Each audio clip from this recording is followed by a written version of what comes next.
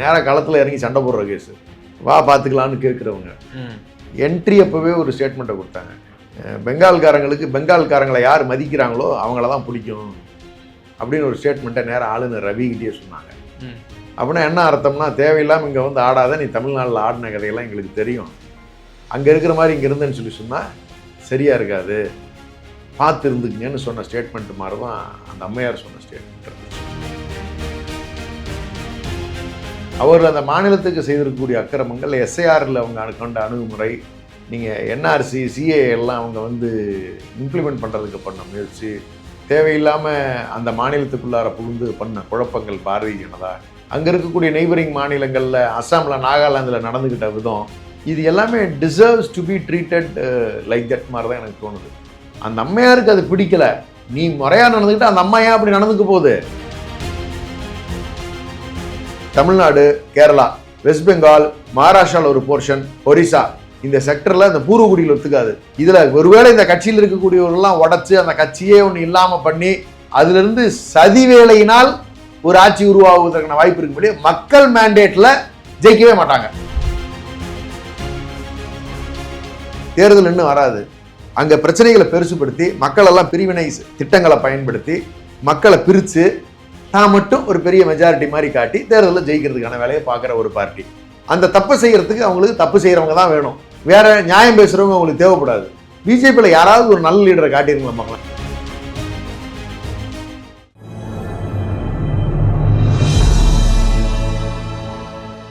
Tamil news நேரல் கண்மணக்கம். இன்றைய நேர்காணலில் நம்மோடு இருந்திருப்பவர் திராவிட முன்னேற்ற கழகத்தினுடைய செய்தி தொடர்பாளர் மரியாதைக்குரிய ராஜா தமிழ்மாறன் சார். சார் வணக்கம். வணக்கம் தோழர். சார், 5 மாநில தேர்தல் தேதிகள் அறிவிக்கப்பட்டிருக்கு. இதில் தமிழ்நாடு நம்ம தொடர்ந்து நம்ம பேசி கொண்டிருக்கிறோம். நம்மளுடைய மண், நமக்கு அது பற்றியான ஓரளவு அந்த பார்வை இருக்கும். ஆனால் இப்போ கூர்ந்து கவனிக்கக்கூடியது கேரளா மற்றும் வெஸ்ட் பெங்கால். இதுவும் எதிர்கட்சிகள் ஆளக்கூடிய மாநிலமாக இருந்து கொண்டிருக்கிறது. வெஸ்ட் பெங்கால் பேசலாம்னு நினைக்கிறேன். அங்கே பாஜக தொடர்ந்து வளர்ந்து கொண்டு வருகிறது. இந்த சட்டமன்ற தேர்தலில் பாஜக எப்படியாவது மேற்கு வங்கத்தில் ஆட்சியை பிடிப்பதற்கு அவர்கள் தயாராகிவிட்டார்கள் அப்படின்லாம் கருத்து கணிப்புகள் கூட, அவர்களுக்கு சாதகமான கருத்து கணிப்புகள் கூட வந்திருக்கிறத நம்மளால் பார்க்க முடியுது. வெஸ்ட் பெங்காலில் எப்படி இருக்கலாம்?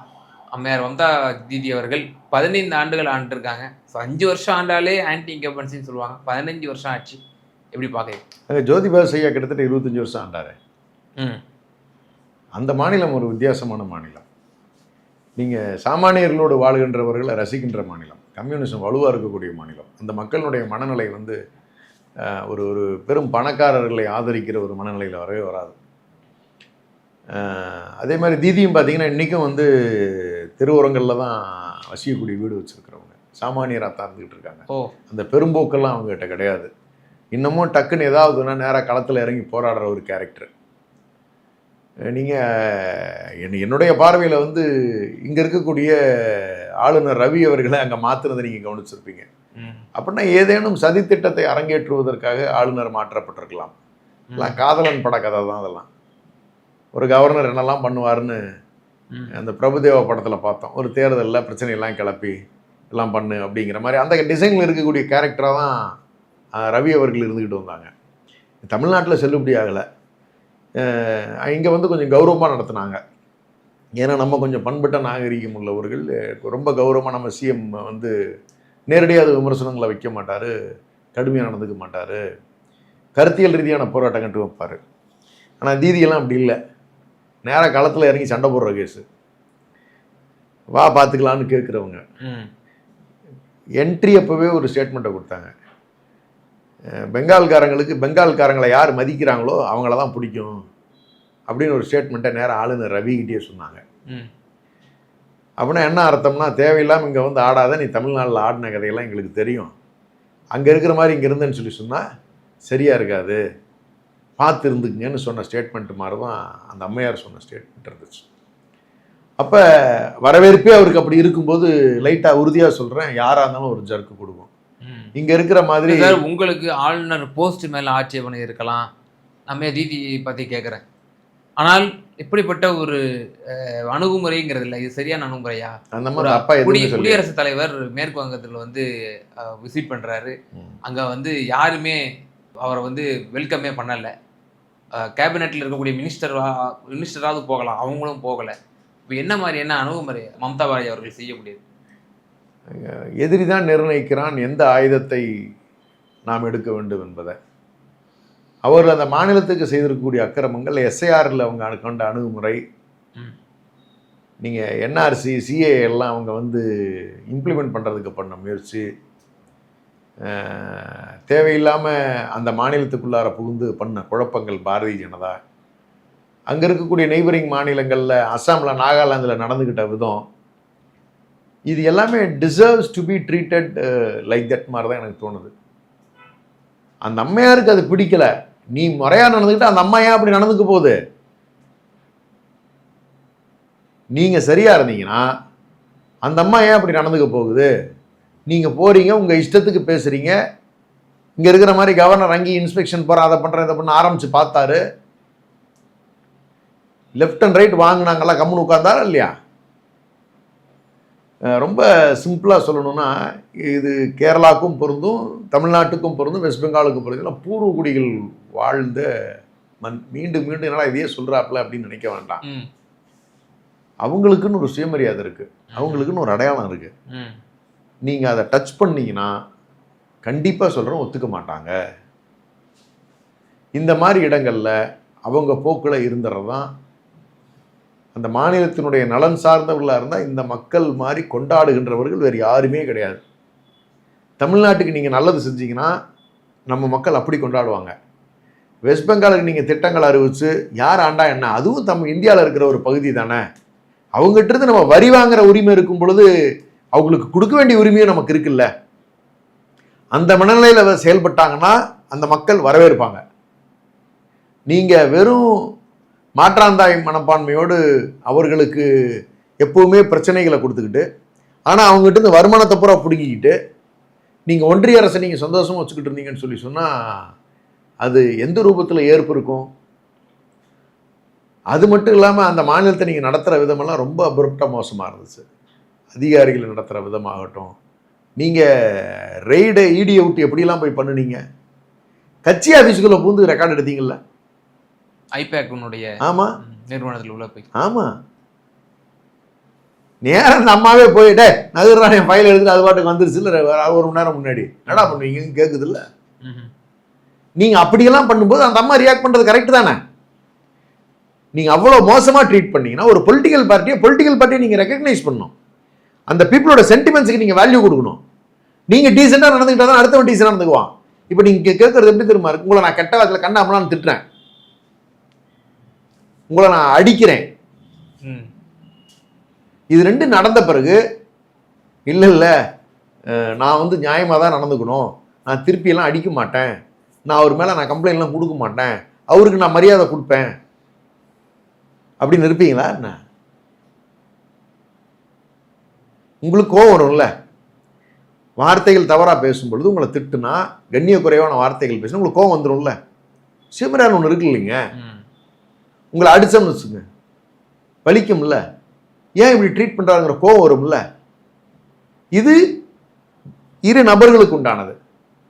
இந்த மனப்போக்கோடு ஒரு அரசு, ஒன்றிய அரசு, மாநில அரசை நடத்துகிறது என்று சொன்னால் அந்த கோபம் மாநில அரசுக்கு இருக்கிறது நியாயம் தானே? இது அந்த மக்களுடைய பிரதிபலிப்பா தான் அம்மையார் அவர்கள். சிஎம்ங்கிறது மக்களுடைய பிரதிபலிப்பு தான். அந்த அம்மையாரை தேர்ந்தெடுத்திருக்காங்கன்னு சொல்லி சொன்னா அந்த மக்களுடைய எண்ணங்களுடைய பிரதிபலிப்பு தான் அந்த சிஎம். அப்ப அந்த அம்மா அப்படிதான் ரியாக்ட் பண்ணுவோம். பிஜேபி அப்படி ரியாக்ட் பண்ணுது, தப்பா நடந்துக்குது. அதுக்கு அந்த அம்மா அப்படி ரியாக்ட் பண்றது எந்த விதத்துல தப்பாவும் நினைக்கிறீங்க? எனக்கு என்னமோ அதுல தப்பு இருக்கிற மாதிரியும் தெரியல. இப்போ மோடி ஜி மற்றும் அமித்ஷா ஜி டபுள் இன்ஜின் சர்க்காருக்கு வந்து அங்கே அமையணும் அப்படின்னு சொல்லி இப்போ முழு வீச்சில் அங்கே பிரச்சாரத்தில் இறங்குறாங்கன்னா வேற மாதிரி களம் மாறக்கூடிய வாய்ப்பு இல்லை. ஏதேனும் சதி திட்டங்கள் தீட்டுவதற்கான வாய்ப்புகள் இருக்கிறது. ஏன்னா ஆளுநர் ரவி அவர்களை அவர் வந்து முழுக்க ஆர்எஸ்எஸ் ரவி தான் அவரை பொறுத்த வரைக்கும். சதி திட்டங்கள்னா தான் காதலன் பட கதையே சொன்னேன் நான். ஒரு வன்மமான கேரக்டர் அது. பார்க்குறதுக்கு டீசெண்டாக இருக்கும், செய்கிறது பூரா தகுடுத்த வேலையாக தான் இருக்க போகுது. ஆனால் அதெல்லாம் ஹேண்டில் பண்ணுறதுக்கு அந்த அக்கா தயாராக தான் இருப்பாங்க தீதியை பொறுத்த வரைக்கும். தேர்தல் களம் அந்த மாநிலத்தை பொறுத்தவரையில் சூடாகத்தான் இருக்கும், பிரச்சனைகள் இருக்கும். எதிர்கொண்டு மீண்டும் தீதி அவர்கள் வெற்றி பெறுவார்கள்னு எனக்கு நம்பிக்கை இருக்குது. அந்த மக்கள் அவரோட நிற்கிறாங்க. அந்த மாநிலத்தில் காங்கிரஸ் எடுத்திருக்கக்கூடிய முடிவை நீங்கள் எப்படி பார்க்குறீங்க? தனித்து போட்டின்னு அறிவிச்சிருக்கிறாங்க. மொத்தமாக 294 தொகுதிகளிலும் தனித்து வேட்பாளர் போட போகிறாங்க அப்படின்ற மாதிரியும் தகவல் கிடைக்கப்பட்டிருக்கு. இதை எப்படி பார்க்குறீங்க? காங்கிரஸ் இப்படிப்பட்ட முடிவு எடுத்திருக்கு? காங்கிரஸ் தன்னுடைய பலத்தை நிரூபிக்க வேண்டிய கட்டாயத்தில் இருக்கிற மாதிரி தெரியுது. ஏன்னா இந்திய அளவில் அவர்களுடைய பிரதிநிதித்துவம் அதிகப்படுத்தணுங்கிற ஒரு முயற்சியில் ராகுல் அவர்கள் செயல்பட்டிருக்கிறார். அது அவங்களுடைய விருப்பம். அதை நாம் எப்படி கமெண்ட் பண்ண முடியும்? தமிழ்நாட்டில் என்ன முடிவு எடுக்கிறாருன்னு சொன்னீங்கன்னா அது ஒரு கமெண்ட் பண்ணலாம். செல்வ பெருந்தகையான வச்சு ஒரு கணக்கு சொல்லலாம். பி. சிதம்பரம் ஐயா எப்படி நடந்துக்கிறாங்க, அவங்களுடைய அணுகுமுறை என்னன்னு சொல்லலாம். இல்லை மாணிக் தாகூர் மாதிரி இருக்கிறாங்க அப்படின்னு சொன்னால் ஏங்க இதெல்லாம் விட்டுருங்க வேண்டாங்கன்னு சொல்லலாம். அது ஆனால் அந்த மாநிலத்தை பொறுத்த வரைக்கும் அந்த மாநிலத்தினுடைய அரசியலை நம்ம கூர்ந்து கவனித்து அங்கே இருக்கக்கூடிய மாநில நிர்வாகிகள் எப்படிப்பட்டவர்கள், அந்த மக்கள் என்ன மனநிலையில் இருக்காங்கன்னு நமக்கு தெரியாமல் அதை பற்றி கமெண்ட் பண்ணுறதுங்கிறது ஆரோக்கியமாக இருக்காது. தீதியை பற்றி கேட்டிங்கன்னா சொல்லுவேன், கேரக்டர் சொல்லுவேன். அவங்க அந்த மாநிலத்தினுடைய தன்மை நமக்கு தெரியுது அப்படின்னு சொல்லி பார்க்குறேன், எஃபெக்டிவாக தெரியுது. பட் காங்கிரஸுக்கு அந்த மாதிரி இன்ஃப்ளூயன்சிங் லீடர்ஸு இப்போ பெரிய ஒரு ஃபைட்டிங் ஃபேக்டர்ஸு இருக்குதான்னு சொன்னால் என் பார்வைக்கு தெரில. அங்கே தீதி தான் பவர்ஃபுல் ஃபேக்டர் எனக்கு பொறுத்த வரைக்கும். இப்போ நீங்கள் சொன்னீங்க இடதுசாரி சத்துவத்தால் வார்த்தெடுக்கப்பட்ட அந்த மாநிலம். இப்போது அங்கே இடதுசாரி எங்கு இருக்கிறது என்றே நமக்கு தெரியாத அளவுக்கு அது கரைஞ்சிருக்கிறது, காணாமல் போயிருக்கிறது என்று தான் நம்ம சொல்ல வேணும். தங்களுடைய தனித்துவத்தை இழந்திருக்கிறாங்க. இன்னும் சொல்ல போனால் பாஜகவினுடைய வளர்ச்சியே கம்யூனிஸ்ட் கட்சிகளுடைய வீழ்ச்சி. அந்த மாநிலத்தில் இருக்கிற எல்லா காட்ரேஸும் ஓட்டர்ஸுமே பாஜக காரணமாக மாறி இருக்காங்க. இப்போ கம்யூனிஸ்ட் ஓட்டர்ஸ் தான் எல்லாம் மாறி இருக்காங்க பாஜகவினரா அப்படின்ற விஷயம் சொல்லப்படுது. அது அப்படி மட்டும் சொல்ல முடியாது. காங்கிரஸில் இருக்கக்கூடியவரும் நிறைய பேர் பிஜேபி நோக்கி நகர்ந்துருக்காங்க. நீங்கள் அந்த கட்சியை பொறுத்த வரைக்கும், பிஜேபியை பொறுத்த வரைக்கும் வாஷிங் மிஷின் பார்ட்டிங்கிறது எல்லாத்துக்கும் தெரியும். சாரதா ஸ்கேம் சொல்லிட்டு ரைடு பண்ணுறாங்க, அந்த எம்பியை கைது பண்ணுறாங்க, அவங்க கட்சியில் சேர்த்துக்கிட்டாங்க. அந்த திரிணாமுல் காங்கிரஸ்லேருந்து நிறைய பேரை கூட தான் கட்சியில் சேர்த்துருக்காங்க. கம்யூனிஸ்ட்லேருந்து நிறைய பேர் கூட அந்த கட்சியில் சேர்த்துருக்காங்க. காங்கிரஸ் எதுக்குன்னு சேர்த்துக்குவாங்க. அது எப்படின்னா மொத்தத்தில் அங்கே தப்பு செய்வர்களெல்லாம் தேர்ந்தெடுத்து ஒரு கட்சி ஃபார்ம் பண்ணிங்கன்னா அது பிஜேபி. எந்த தப்பு வேணாலும் செய்ய அலோவ் பண்ணும். அப்ஜெக்டிவ் ஒன்றே ஒன்று தான், நியாயமாக பவருக்கு வரவே வராது, தேர்தல் இன்னும் வராது. அங்கே பிரச்சனைகளை பெருசுப்படுத்தி மக்களெல்லாம் பிரிவினை சக்தியாக பிரிவினை திட்டங்களை பயன்படுத்தி மக்களை பிரித்து தான் மட்டும் ஒரு பெரிய மெஜாரிட்டி மாதிரி காட்டி தேர்தலில் ஜெயிக்கிறதுக்கான வேலையை பார்க்குற ஒரு பார்ட்டி. அந்த தப்பு செய்கிறதுக்கு அவங்களுக்கு தப்பு செய்கிறவங்க தான் வேணும், வேற நியாயம் பேசுகிறவங்க அவங்களுக்கு தேவைப்படாது. பிஜேபியில் யாராவது ஒரு நல்ல லீடரை காட்டியிருக்கலாம் பார்க்கலாம், நியூட்ரல் ஃபேக்டராக எல்லாத்தையும் அனுசரித்து போகிற மாதிரி, எல்லா சமூகமும் நல்லா இருக்கணும், ஆரோக்கியமான மாநிலமாக இருக்கணும், ஆரோக்கியமான நாடாக இருக்கணும்னு பேசுகிற நாட்கள் வாயில் மட்டும்தான் இருக்கும், பேச்சில் மட்டும்தான் இருக்கும். செயல்பாட்டில் மேனாள் பிரதமரை நம்ம நடிச்சான்றதுக்கு கொடுக்கலையா? அதுதான் விதிவிலக்கு. நான் சொல்ல நீங்கள் சொல்லிட்டீங்க, ரைட் பர்சன் இந்த ராங் பார்ட்டியா, அவ்வளோதான். நாம் பேசுறது யாருன்னா இன்னைக்கு மோடி தலைமையில் இருக்கக்கூடிய பாரதிய ஜனதா கட்சியை பேசுகிறோம். அவருடைய நிழலாக செயல்பட நம்முடைய பாரத பிரதமரே எல்லாரையும் அனுசரித்து போகக்கூடியவர் தான் அவர். சப்கா சார் சப்கா விகாஸ் தான் அவருடைய தாரக மந்திரமே. ஆமாம், அதனால தான் அவர் இஸ்ரேலில் போய் இது தாய்நாடு, நாங்கள் தாய்நாடு, இஸ்ரேலில் தந்தை நாடுன்னு சொல்லிட்டு வந்தார். அப்புறம் ஈரான் அடிச்சதுக்கு அப்புறம் இப்போ போய் எல்லாம் கெஞ்சிட்டு உட்காந்துருக்காங்க. ஒரு ஒரு ஒரு இன்டர்நேஷனல் ஸ்டாண்டு கூட போய் என்ன எடுக்கிறதுங்கிறது தெரியாமல் எவ்வளோ பெரிய குழப்பத்தை விளைவிச்சிட்டு வந்திருக்காங்க. இன்றைக்கி அந்த ஈரானில் இருந்து இன்றைக்கி தண்ணி அவங்க ஆயில் கொடுக்குறாங்க, கேஸ் கொடுக்குறாங்கன்னு சொன்னால் கிராட்டிடியூட் ஃபார் த பீப்புள்னு சொல்கிறாங்க. இந்தியாவினுடைய ஆளுகின்றவர்கள் சரியில்லாமல் இருக்கலாம், அங்கே இருக்கக்கூடிய மக்கள் பாதிக்கப்படக்கூடாது, அங்கே இருக்கக்கூடிய மக்கள் மிகவும் நல்லவர்கள்னு அவங்களுடைய தலைவர் கொடுத்த பேட்டி நேற்று தானே வந்திருக்கு. அப்போ அவருடைய அணுகுமுறை நான் தான் சொல்கிறேன், முழுக்க ஒரு ஏமாற்று வேலையாகவே இருந்துகிட்டு இருக்கு. நான் தான் சொன்னேன், பொய்களின் பிதாமகன்னு சொன்னால் அது மோடி தான் வச்சுக்க முடியும். ஓகே, ஏமாற்றுக்காரர் அப்படின்னு சொன்னால் அதுக்கு அவார்டு கொடுக்கணும்னு சொன்னால், நோபல் பரிசு கொடுக்கணும்னு சொன்னால் பிரதமர் மோடி அவர்களுக்கு தான் கொடுக்கணும். உலகம், அதாவது தமிழ்நாட்டு மக்களை ஏமாத்துனதை ஃபஸ்ட்டு இந்தியாவில் ஒரு மாநிலம் விழித்து கொண்டது என்று சொன்னால் நம்மளுடைய தமிழ்நாடு தான். இந்த மாநிலம் தான் முதல் ஆரம்பத்திலேருந்தே அவர் ஒத்துக்கவே கிடையாது. அந்த பாராளுமன்ற தேர்தலில் 2014 ஓட்டு போட்டு ஜெயிக்க வச்ச கதையோடு சரி. அப்புறம் ஏமாந்துட்டோம்னு தெளிவாக தெரிஞ்ச பிறகு எந்த சூழ்நிலையிலையும் அவருக்கு ஆதரவு தெரிவிக்கவே இல்லை. சிறுக மற்ற மாநிலங்கள்லாம் விழித்து கொண்டாலுமே கூட எதிரில் இருக்கக்கூடிய கட்சிகள் எல்லாத்தையும் உடைச்சு எல்லாரையும் தூக்கி அவங்க கட்சியில் சேர்த்து வச்சுக்கிட்டு பல்வேறு மாநிலங்களில் இவங்க ஆள்வது போல் ஒரு காட்சியை காட்டிக்கிட்டு இருக்காங்க. அப்போ எல்லா மாநில மக்களுமே விரும்பாத ஒரு நிலை, நாட்டில் வந்து பிரிவினை அதிகமான ஒரு நிலை, எல்லா மாநிலங்களும் எதிர்கட்சிகள் எல்லாம் சிதறி போன நிலை, இவருடைய கூட்டணி கட்சிகளே விழுங்கி போன நிலை, இதெல்லாம் பாரதிய ஜனதா உருவாக்குனது. அப்ப இந்தியா முழுக்க அவர் மீது ஒரு நம்பிக்கைத்தன்மை இல்லை, அவர் ஒரு சதிகாரர் மாதிரி பார்க்கப்படுகிறார், ஒரு பிரிவினைவாதியாக பார்க்கப்படுகிறார், சதித்திட்டத்தை அரங்கேற்றுகின்ற கூட்டணியா அது இருக்குது. அப்ப இந்தியா முழுக்க எக்ஸ்போஸ் ஆச்சு.